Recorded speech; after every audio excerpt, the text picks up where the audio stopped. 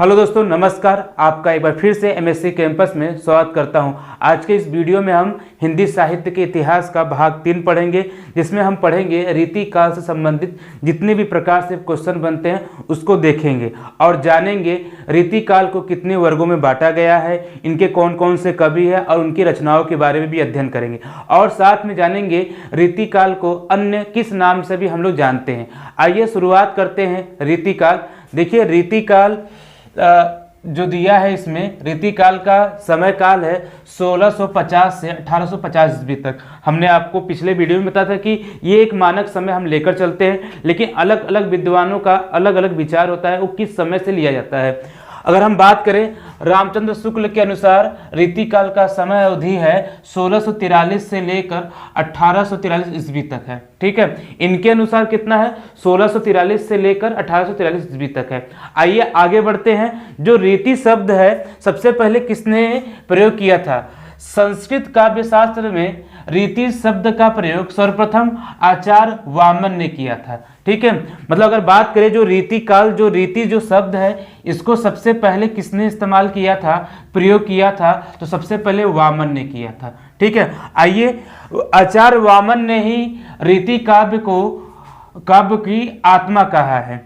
ठीक है, मतलब जो वामन जो आचार्य हुए ना, काव्य की आत्मा किसको कहा है? रीति को ही काव्य की आत्मा कहा है। आइए नेक्स्ट पॉइंट में जानते हैं। विद्यापति के समय रीति शब्द का अर्थ है काव्य रचना पद्धति और उसका निर्देशक शास्त्र। मतलब इन्होंने जो बताया था, जो विद्यापति के समय रीति शब्द का क्या मतलब है, तो उसका मतलब है काव्य रचना पद्धति और साथ में उसका निर्देशक शास्त्र है। ठीक है, अगर बात करें रीति शब्द का अर्थ होता क्या है? ठीक है, रीति शब्द का अर्थ होता क्या है? रीति शब्द का अर्थ होता है रस, अलंकार, शब्द, शक्ति और छंद आदि काव्यांगों का क्या है? निरूपण है।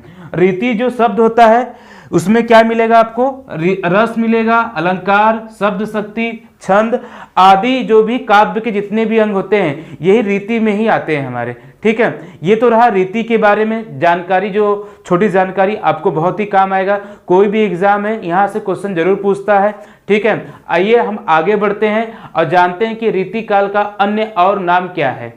आइए जानते हैं रीति काल के अन्य नाम। तो रीति काल के अन्य नाम, तो रीति काल का अन्य नाम क्या है? रीति काव्य। सबसे पहले किसने कहा? जॉर्ज ग्रियर्सन ने रीति काल का नाम रीति काव्य के नाम से बुलाया। अलंकृत काल किसने कहा? मिश्र बंधु ने अलंकृत काल नाम दिया। आचार्य शुक्ल ने क्या नाम दिया था? यहाँ पर रीति काल के नाम से दिया था। देखिए, हम जो हिंदी के व्याकरण जो पढ़ते हैं, जिसमें अलग अलग मत है, तो इनका सबसे प्रमुख माना जाता है आचार्य रामचंद्र शुक्ल का। तो इन्होंने क्या क्या नाम दिया था? रीति काल नाम दिया था। कला काल किसने कहा था? डॉक्टर रमाशंकर शुक्ल ने कहा था। किसको? रीति काल को एक नया नाम दिया कला काल के नाम से। अंधकार काल किसने नाम दिया? त्रिलोचन ने नाम दिया। अंधकार काल क्यों कहा गया? अंधकार काल इसलिए कहा गया क्योंकि उस समय जितने भी कवि हुए थे वो सब राजाओं के शरण में थे, तो उन्हीं के अनुसार रचना करना, व्याख्या करना उनकी राजा रानियों की। तो इसीलिए जो काव्य की एक परंपरा चल रही थी जिस तरह से भक्ति काल में, इस काल में आके दब गई थी, इसलिए इस काल को अंधकार काल भी कहा गया। ठीक है, इसके बाद श्रृंगार काल, ये किसने कहा? आचार्य विश्वनाथ प्रसाद मिश्र ने कहा।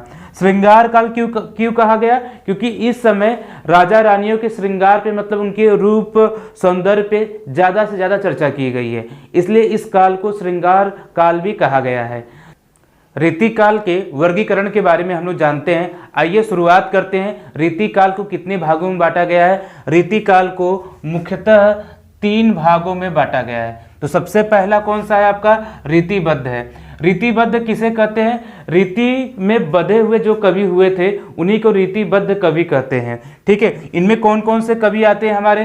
केशव दास, चिंतामणि, मोतीराम, सेनापति, देव, पद्माकर, भिखारी दास, जसवंत सिंह, ये सारे कवि जो हैं, और भी कवि हुए लेकिन ये प्रमुख हैं जो किसमें आते हैं? रीतिबद्ध में आते हैं। ठीक है, इनमें जो सबसे प्रमुख है चिंतामणि को माना जाता है। इन्हीं को रीति काल के प्रवर्तक के नाम से भी जाना जाता है। इन्हीं को कहा जाता है। रीतिकाल का प्रवर्तक कौन है? तो चिंतामणि को ही माना गया है रीतिकाल के प्रवर्तक। तो आइए जानते हैं अब रीति मुक्त होता क्या है। मतलब ऐसे कवि जो रीतियों से मुक्त हो, मतलब अपने मन वृत्तांत से जो भी रचना कर दिए हैं वही कवि किस में आते हैं? रीति मुक्त में आते हैं। इनमें देखिए कौन कौन से कवि हुए हैं। इनमें जो सबसे ज़्यादा फेमस हैं घनानंद, आलम, ठाकुर, बोधा, द्विजदेव आदि, ये किस में आते हैं? सभी के सभी रीति मुक्त में आते हैं। आइए तीसरा जानते हैं, रीति सिद्ध वाले में कौन कौन से कवि आते हैं। रीति सिद्ध वाले में बिहारी आते हैं, रसनिधि आते हैं, और जो अंतिम है वृंद आते। वृंद और भी कवि हुए हैं, लेकिन ये क्या है आपके? ये प्रमुख हैं।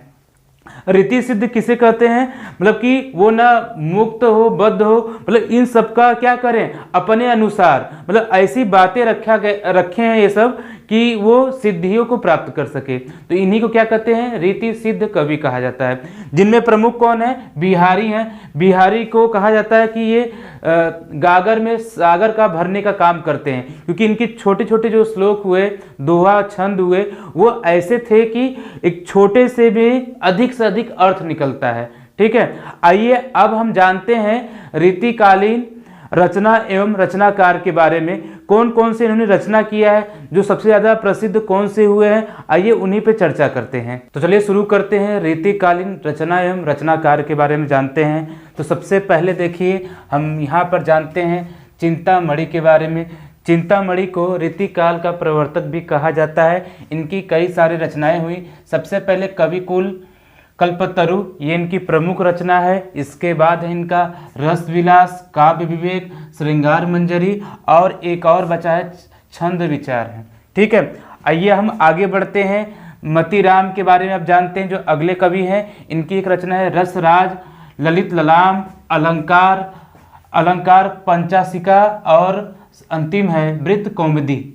ठीक है, इसके बाद एक राजा हुए रीतिकाल में, उन्होंने खुद ही रचना की थी, राजा जसवंत सिंह। इनकी एक रचना है भाषा भूषण के नाम से बहुत ही ज़्यादा प्रसिद्ध हुआ। इसके बाद एक बहुत ही इम्पोर्टेंट है भिखारी दास, ये कवि हुए।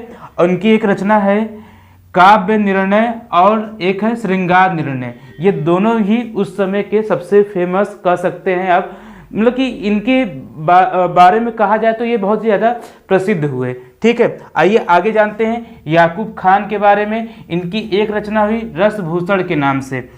एक और है इनका रसिक सुमति, इनकी रचना है अलंकार चंद्रोदय। और एक दुल्हा जो है, इनकी रचना एक हुई कविकुल, और एक और है इनका कंठाभरण। अगले कवि देव, इनकी जो रचना है शब्द रसायन, काव्य रसायन, भाव विलास, और साथ में एक और है भवानी विलास। ठीक है, इनके बाद एक बहुत ही चर्चित रहे कवि, इनका नाम है घनानंद। घनानंद की जो रचना है सुजान हित प्रबंध, वियोग बेली, इश्क लता, प्रीति पावस, पदावली। ठीक है, इसके बाद जो बिहारी के बारे में आप लोग सभी जानते हैं। इनकी एक ही रचना हुई बिहारी सतसई। लगभग इनके में 719 के आसपास दोहे हुए। रसनिधि की जो रचना है इनकी रतन हजारा है। बोधा जिन्होंने लिखा है विरह वारिस और इश्क नामा के नाम से इन्होंने 2 रचना की है। द्विजदेव इनकी जो रचना हुई श्रृंगार बत्तीसी, श्रृंगार चालीसी, श्रृंगार लतिका। द्विजदेव की श्रृंगार बत्तीसी जो कि बहुत प्रसिद्ध है, ये अक्सर एग्जाम में आती रहती है, और साथ में श्रृंगार चालीसी। एक और ही चर्चित रहे कवि जो विद्वान, जिनका नाम है भूषण। इन्होंने रचना की शिवराज भूषण, शिवा बावनी, और एक छत्रसाल दशक के नाम से। ठीक है, वृंद के बारे में जानते हैं। वृंद सतसई, इन्होंने एक ही रचना की थी। इसके बाद आलम की रचना है आलम केली के नाम से, और एक रसलीन है रस प्रबोध के नाम से इन्होंने रचना की थी। अगले कवि हमारे हुए कुलपति मिश्र। इनकी एक रचना रस रहस्य के नाम से जानी जाती है। सुखदेव मिश्र रसारणव, इनकी रचना हुई। दलपति राय की रचना अलंकार रत्नाकर के नाम से चर्चित रही। लाल कवि, इनकी रचना छत्र प्रकाश। जोधराज इनकी रचना हमीर रासो। राम सहाय दास, इनकी रचना राम सही के नाम से जानी जाती है। खुमान लक्ष्मण शतक के नाम से इन्होंने एक रचना की है। ठाकुर जो हैं ठाकुर ठसक के नाम से रचना की है। अंतिम में इनका एक है जो कवि हुए इनके गुरु गोविंद सिंह, इनकी रचना सुनीति प्रकाश, सर्व 16 प्रकाश, और एक रचना और हुई, नाम है चंडी चरित्र के नाम से इन्होंने रचना की है। ये जो गुरु गोविंद सिंह है, इनकी तीनों ही रचना बहुत ही चर्चित रही है। आज के इस वीडियो में हम रीतिकाल से संबंधित जितने भी प्रश्न बनते हैं सबको कंप्लीट करा दिए हैं। अगर कोई का क्वेश्चन रह गया हो तो आप कमेंट करके हमसे पूछ सकते हैं। यदि आपने चैनल को सब्सक्राइब नहीं किया तो सब्सक्राइब कर लीजिए ताकि नोटिफिकेशन मिलता रहे। धन्यवाद।